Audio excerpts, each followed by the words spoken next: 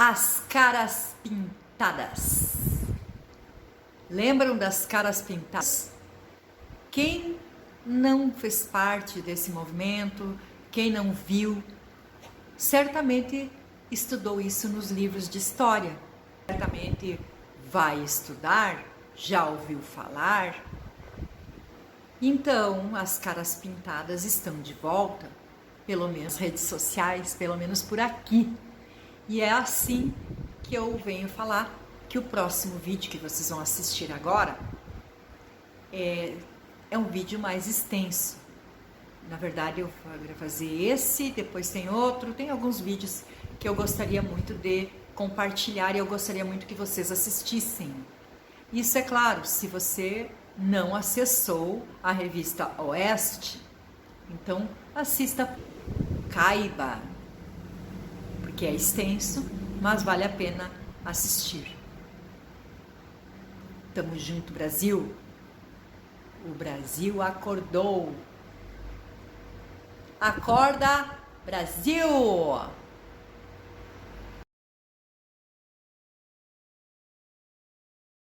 O dia 8 de janeiro em Brasília completaram 3 anos na última quinta-feira.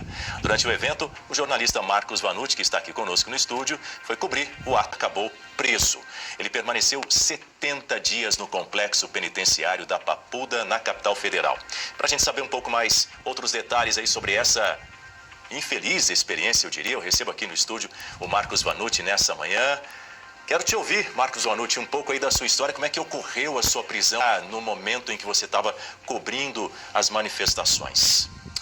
Daniel, uma situação que nos faz repensar muito no papel da imprensa no Brasil.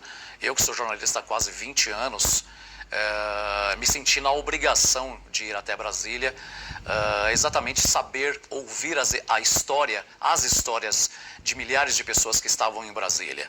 A gente sabe que todo esse movimento que aconteceu, que culminou com o 8 de janeiro, teve início em vários QGs espalhados pelo país inteiro e acompanhando exatamente o trabalho da imprensa, que não mostrava essas manifestações, que não mostrava essas ações populares, quando milhares e milhares de brasileiros saíram às ruas contestando, né, a eleição do atual presidente da República, eu entendi que a imprensa ali naquele momento descumpria o seu papel, que é justamente mostrar tudo aquilo que acontecia nas ruas, acontecia em todos os QGs espalhados pelo Brasil inteiro. Então me mobilizei a Brasília, estive em Brasília algumas vezes, inclusive antes do 8 de janeiro, justamente porque ali eu entendia que no QG nós tínhamos aí a possibilidade, melhor dizendo, a possibilidade de contar as histórias dessas pessoas, saber o porquê daquelas pessoas estarem ali e, claro, né, pela minha própria experiência, considerando que se tratava de um evento histórico. E para minha surpresa, né, hoje, passados 3 anos, a gente vem analisando exatamente as ações protagonizadas pelo judiciário brasileiro, mas em nenhum momento nós imaginávamos que esses avanços, que essas prisões ilegais, imorais e inconstitucionais aconteceriam. Então, mesmo eu estando lá cobrindo, mesmo eu me identificando, eu fiz a cobertura de todo o 8 de janeiro, no sábado, ou melhor, no domingo. Então fiz toda a cobertura, todos os casos em detalhes do 8 de janeiro, qualquer coisa que você me pergunte sobre o 8 de janeiro, respiro o 8 de janeiro 24 horas por dia ao longo desses 3 anos. Então fiz toda a cobertura, presenciei tudo o que aconteceu nesta grande farsa, que é assim que eu considero, a grande farsa do 8 de janeiro, esta grande farsa criada pela esquerda, criada pelo atual governo, com o apoio do judiciário brasileiro, para responsabilizar essas pessoas. E dentre as quais, infelizmente, acabei me tornando uma das vítimas, como único jornalista preso cobrindo as manifestações do 8 de janeiro. Eu fui preso no dia 9G, portanto, um dia após as manifestações, e que eu considero ainda mais graves as prisões do 9 de janeiro, porque muitas daquelas pessoas sequer chegaram ao Planalto, chegaram na parte de baixo de Brasília, né? E ainda assim foram presas, ainda assim foram humilhadas, enfim, há muito que... E eu estou aqui à disposição para qualquer pergunta, para qualquer questionamento a respeito desse tema que eu considero tão importante, Daniel. Você fala a respeito aí dessas agressões e também de humilhações meu caro Marcos Vanucci. Eu queria que você contasse para a gente como é que foram esses momentos. O que isso diz, sobretudo, a respeito da liberdade de expressão e também da liberdade de imprensa. Afinal de contas, você estava lá fazendo uma cobertura jornalística. Daniel, todas as vezes que a gente fala sobre 8 de janeiro, eu me remeto lá atrás e em determinados pontos, né, que são aí, que a gente conta em relação a todo esse histórico do fatídico 8 de janeiro, eu revisito situações muito graves que todos nós passamos. Eu posso abrir aqui, né, essa nossa conversa dizendo que todas as pessoas que desceram do QG do Planalto naquele domingo foram devidamente acompanhadas pela Polícia Militar, foram escoltadas, todas aquelas pessoas foram revistadas, inclusive eu. Quem tinha bolsa jogava as coisas no chão. Então você afirmar, como o atual governo diz ao longo desses 3 anos, o judiciário brasileiro, que essas pessoas entraram naqueles prédios para quebrar tudo, eu aqui como uma das principais testemunhas, posso garantir para você que isso não aconteceu. As pessoas não estavam armadas, as pessoas desceram, inclusive sendo escoltadas, acompanhadas pela própria Polícia Militar do Distrito Federal. Quando cheguei na parte de baixo do Planalto, num espaço aí de aproximadamente 7 quilômetros, que é o espaço que nós percorremos do QG até aproximadamente o Planalto, eu já tinha informações e imagens de um grupo que já havia descido ao Planalto na frente desses manifestantes. Antes que eles descessem, eu também gravei imagens deste mesmo grupo a cerca de 1 quilômetro do QG. Portanto, analise comigo, Daniel, e eu peço inclusive a análise da nossa audiência. Analise comigo, nós vamos assistir a uma partida de futebol, uma final de campeonato paulista entre Corinthians e Palmeiras.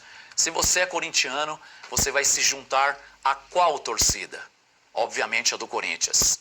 Então, se essas pessoas que eu identifiquei como infiltrados estavam separadas do QG, portanto a 1 quilômetro do QG, elas estavam por qual motivo? Essa é a minha primeira pergunta, o meu primeiro questionamento.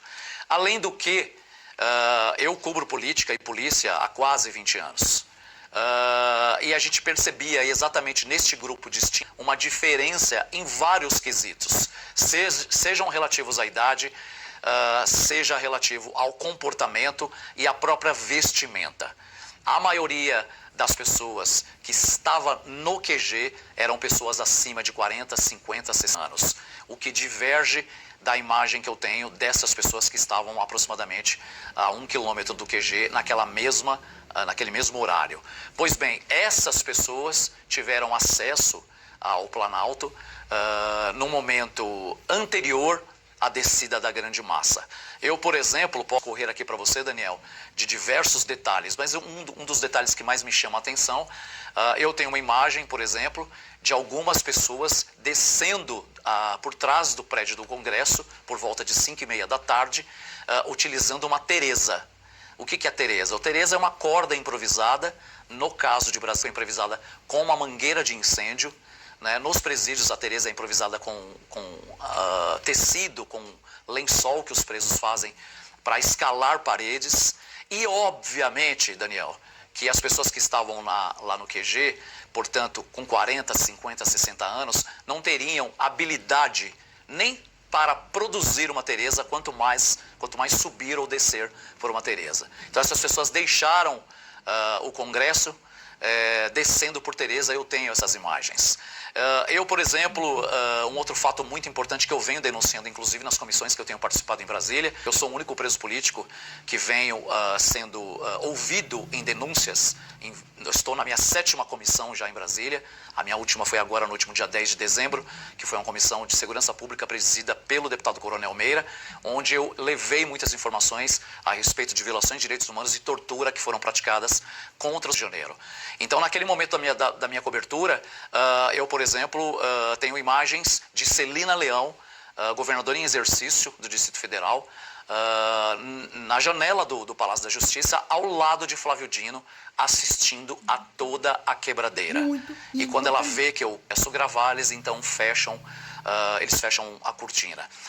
Esse fato tem sendo denunciado, eu venho denunciando isso há muito tempo, já que Celina Leão, é importante lembrar, ela já é pré-candidata a governadora em Brasília. Então eu queria deixar um recado aqui, se você me permite, aos eleitores de Brasília, que vocês fiquem muito atentos a essa cidadã, porque ela, como governadora, tendo as prerrogativas aí de impedir essas invasões, ela não fez, mas ainda assim assistiu pela janela e ainda foi na maior cara de pau nos visitar na Papuda, Daniel.